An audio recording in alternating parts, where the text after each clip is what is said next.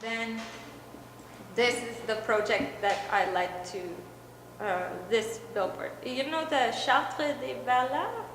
That was a funny thing that just happened, you know, like, so you know, one day people woke up and all of a sudden a political party decided to make their background like fodder for a referendum, and you're just like, what? And c'était drôle parce que le Parti québécois a perdu les élections, pas à cause de la charte de valeurs. That was a strong point on their part. It was the referendum talk that brought them down in the end. But I wasn't even thinking about this. C'est vraiment intéressant parce que quand vous semble comme ça, like, il y a beaucoup de gens qui come up to you and start telling you all these things. So like I had random people, teachers, co-workers, workers coming to my house that start screaming at me all the time, like, ici à Québec, we're so tolerant of other cultures and beings that we can't put up with anyone being different in this way. I'm like, did you hear what you're saying? And then I'm like, okay, let's calm down. Let's calm down the debate. Let's try to not focus on Quebec so much, and let's try to, you know, look at other cases around the world where the idea of justice and injustice is really, really wacky, you know? And try to understand that these things aren't black and white scenarios. So it was more like showing just a series of drawings. So these drawings are like a lot of research from around, like this first one is, I don't know, Chris Dorner, do you know that case?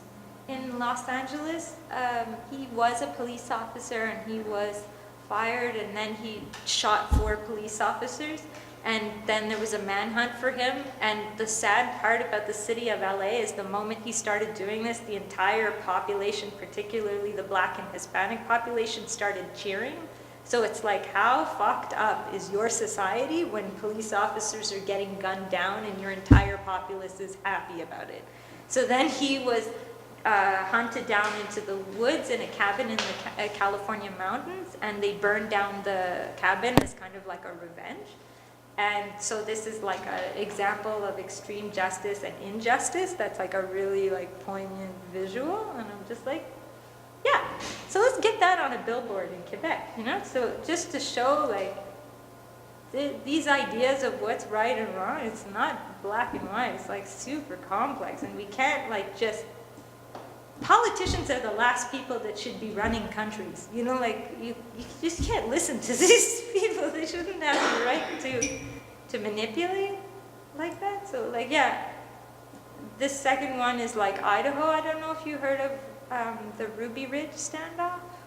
That happened when a guy who was a part of, who had attended, like, Ku Klux Klan rally, the FBI decided that he was a threat somehow, so they stormed his property because he missed a summons to a court, and they shot his wife in the head while she was holding their 18-month-old kid, and shot their son, and shot their dog, like all on the standoff. I'm like, this is another case of government interfering based on people's, how do you say, religious values, and like people like need to take a chill pill. Like, I understand like there's a lot, especially in this province, of like what's right and what's wrong in terms of like the attack on Islam, but I'm like, this is scary. Like, people have beliefs. We're human beings. Like, you can't let government interact in this way. There has to be a different way of, yeah, anyway. So these are like, this is, I know it sounds really silly to say, but it was very scary at the time when the Charter of Values came out. Like, it was terrifying. Like, you go out and you realize, like, there's polls that are around, like, people that are, like, telling you, if you don't like it, go back to where you come from. And you're like, I was born in Quebec. I pay taxes. I own property here. I'm educated. I can't even believe this is happening. Like, I just can't even believe this is happening. So yeah, it was a really like emotional thing. And this third one is really funny. I have a friend who's a journalist. She's an international journalist and worked at a lot of NGOs. And she's worked in Ghana, and she worked in Congo, and now she's in Tanzania. And I wanted to show like also the idea of white guilt that exists in the West, of like this whole, like a lot of the rhetoric that was going on in this province, particularly around Islam, was like, oh, we have to save these women. And I'm just like, yeah, these women are fine, you know, like stop trying to, so I was just like looking at the idea of the guilt or that patriarchal nature. So Erin, mon amie, elle est blonde, elle est belle, elle a des yeux bleus, elle travaille en Afrique, puis en Ghana, mais pas dans une grande ville, dans le rural, campagne, oui. Puis elle a demandé des questions pour une histoire qu'elle travaille. Puis les gens là-bas ont demandé, vous venez de où? Elle a dit, oh, je viens du Canada, mais mes parents sont américains. Puis ils ont dit, pourquoi vous êtes blanc? Et elle a dit, what do you mean? Les Américains sont noirs. She's like, go on. Like, explain. Mais regardez tous les journaux, tous les Américains sont noirs. And she looked at the news and it's like Obama, Oprah, all the media that they get there is like black celebrities. So she's like, oh my God, anytime these people see America committing an act of aggression anywhere in the world, they assume it's a powerful black nation. She's like, that's fucked. Like that completely goes against like all of these ideas of white guilt that we have in the West. They don't think that's the case. Il y a beaucoup des Américains qui vont chez Ghana parce que ça c'est leur ancestral home.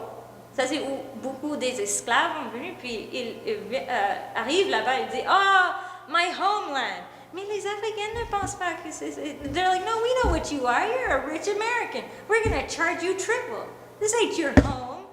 And this is a perspective that we never get to see in the West. We're always like, oh, Africa's screwed up because of us. I'm like, no! Like, they're not people that you need to pity. Like, everyone needs to take a chill pill, you know? Like, so, yeah, and she brought me like lots of stories and footage also from like different, military trials there, where some of the drawings are located. And then like a lot of the billboards are mixed with also personal ideas of, responsibility, of like, in order to have a sense of what justice is, you have to have an idea of what you're responsible for. So a lot of them are like animals that I found and cared for, or this other one is the idea of, reincarnation. Like in Hindu beliefs, if you're a peeping Tom, how do you say peeping Tom in French? Quelqu'un, ça? Un voyeur. Si vous êtes une voyeur, quand vous êtes humaine dans cette vie, la prochaine vie, vous venez comme une gecko.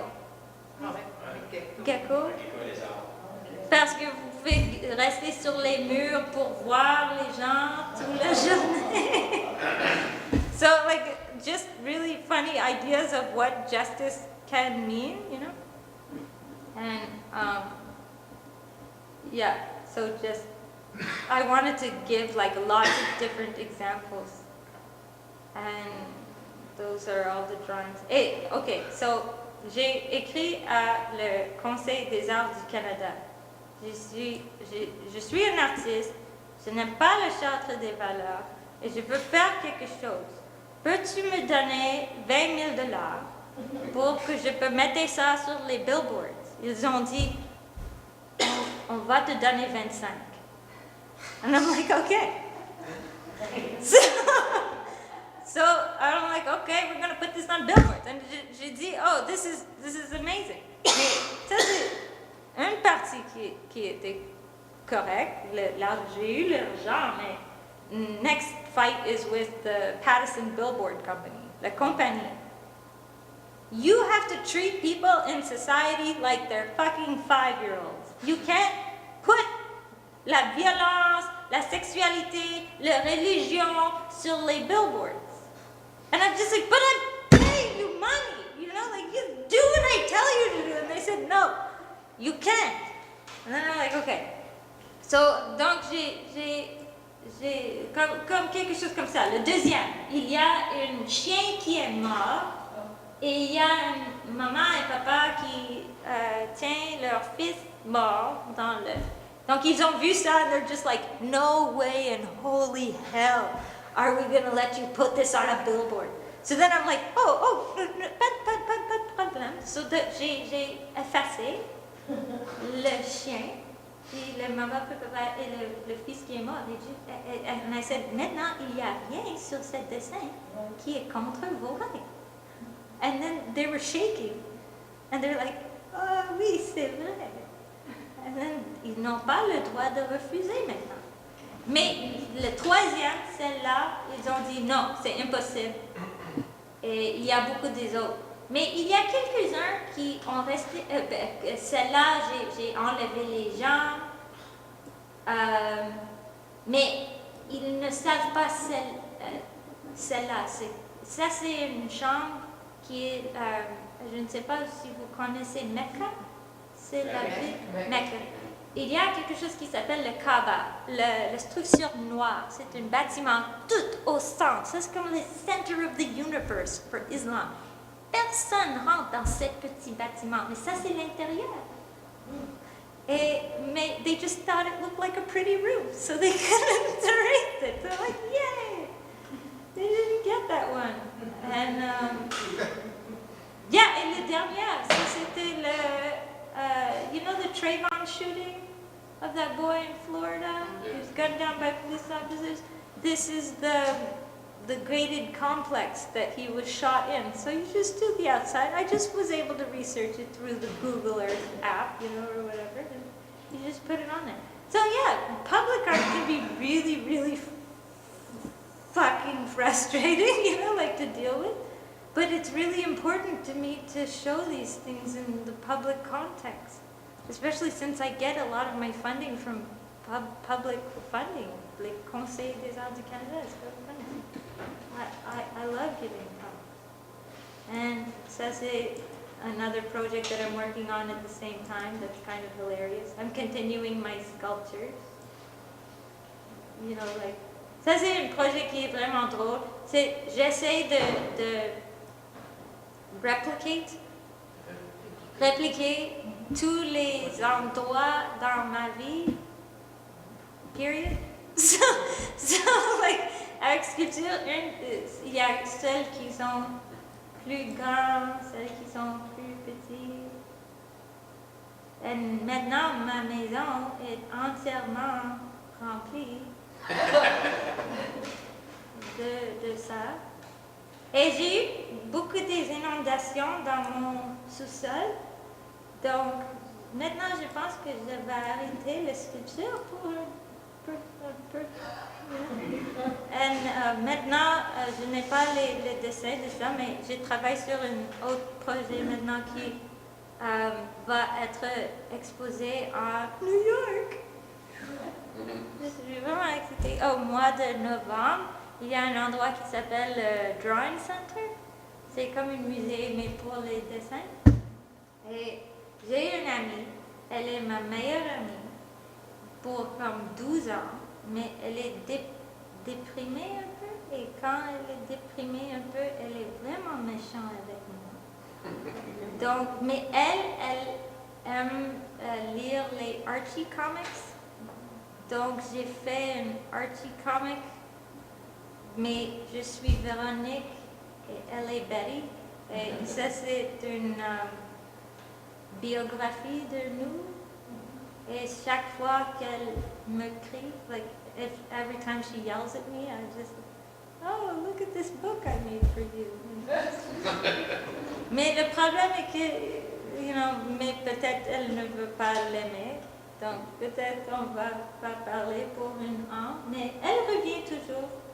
Donc c'est correct. Et ça, c'est le projet que je travaille dedans.